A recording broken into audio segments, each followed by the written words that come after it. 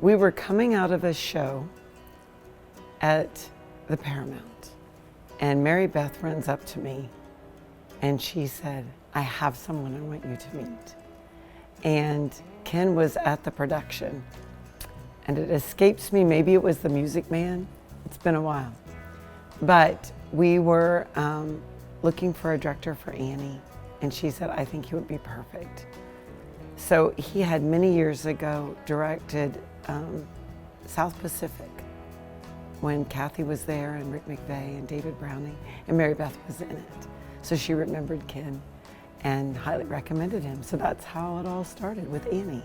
In directing style, he really likes to see what the actors are going to bring to it. Sometimes with community theater, you only have a short period of time. You've got to get everything ready. And you do have to plan quite a bit out.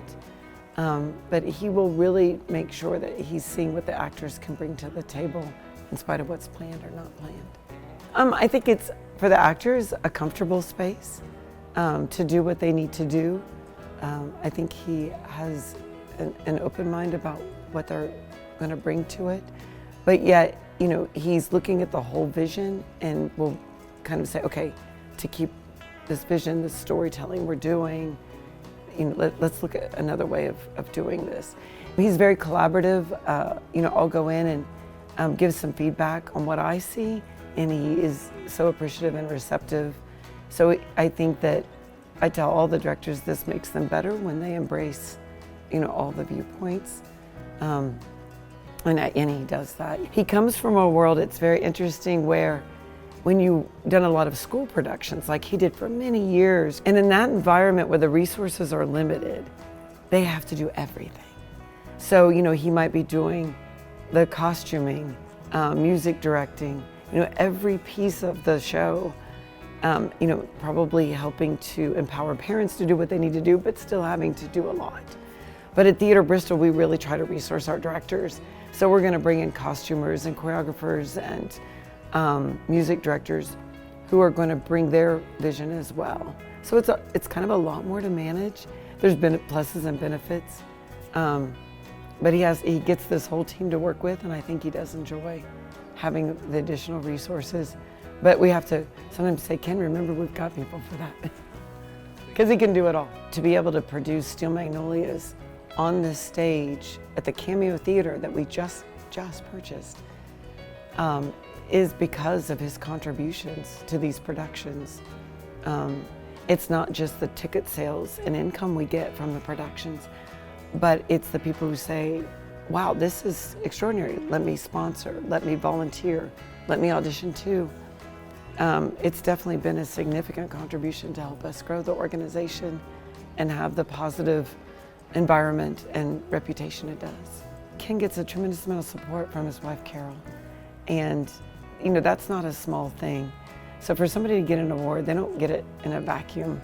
He wouldn't be able to do it if she weren't as supportive as she is.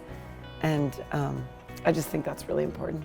And he's so proud of, you know, his family and all that they do. And I think that they're very proud of him. You know, at Theater Bristol, and even in the public school setting where he spent many, many of his years, it's almost a thankless job, right? And here he's building confidence in all these young people and doing it day after day and dealing with the, you know, all the challenges and joys of it. And then at Theater Bristol, likewise, you know, all these young people and adults growing in confidence and having, you know, these really moving and growing experiences with Theater Bristol, and he's not paid. And he's giving to the community. He really does see this as a service to the community, and I think a lot of that's born out of his faith and his commitment to helping people be all they can be. So I think it's so wonderful that he's recognized by the Arts Alliance Mountain Empire with the Arts Achievement Award. He's very deserving, and we're so grateful for all he's given.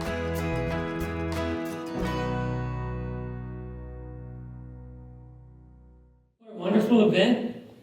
I have to admit that cocktail hour for me since I retired from teaching is usually shorts and a t-shirt on the back deck. This is very special and I'm enjoying it a lot. I've been a teacher. I taught in public schools for 43 years, and I've been involved in theater for more like 60 years, beginning in my junior high school time.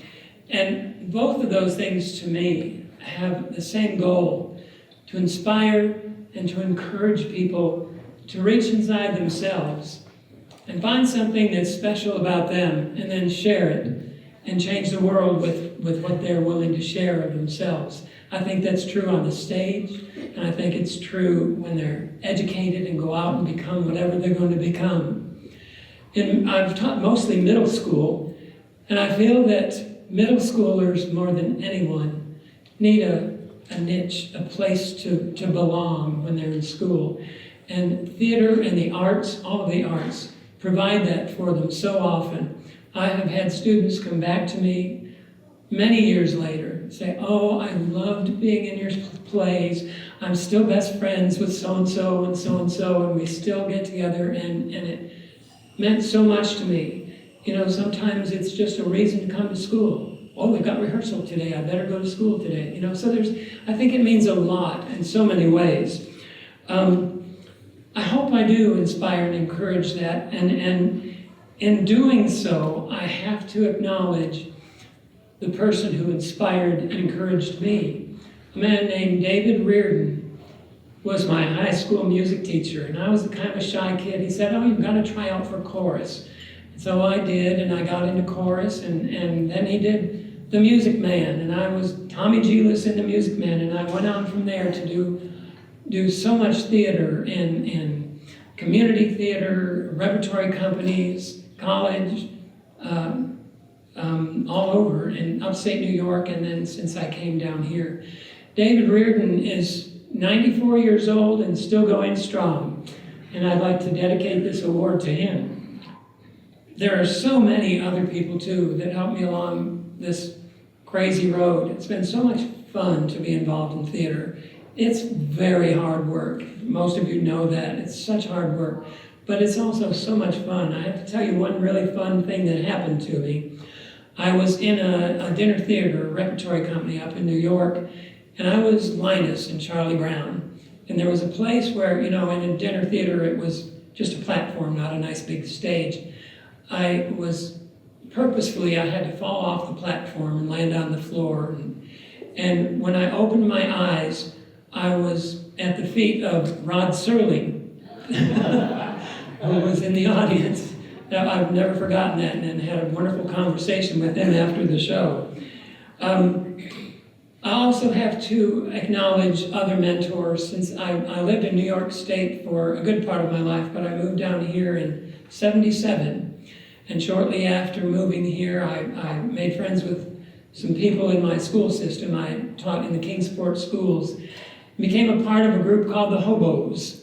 I don't know if any of you might remember us. We were around the old train station and all kinds of things, and two very dear friends came out of that experience. One of them is the late husband of our piano player, Susan McNabb. Her husband, Jeff, was one of the Hobos. And I think it was because of the Hobos that David Browning and Rick McVeigh kind of discovered that I was around. You all know them, I'm sure.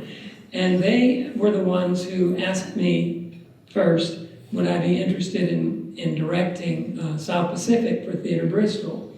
I said, well, I haven't directed. I had been performing all those years, but I had not directed. So I said, I don't know, I haven't done that before. And they both offered to help. And through them, I met the wonderful Kathy DeCaterina and the amazing Mary Beth Raniero, who was our Bloody Mary. And I've always treasured all of those connections and those people who helped me to become a part of the arts here in the Mountain Empire.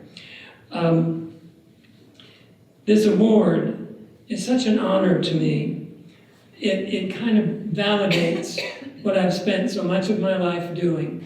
I love the theater. I love the people involved in the theater. I love my students. And it was cool the way I could, here in this area especially, more than in my school systems in New York, I was free to do theatrical things in my classroom all the time and get my kids involved in special ways. and I'm very appreciative of the feedback I get from them. A couple of them have later appeared as adults in my shows at Theatre Bristol. So I want to thank Samantha and all of Theatre Bristol for my opportunities to work there, and thank all of you for being a part of a community that is so supportive of the arts and each other. I appreciate you so much. Thank you so much.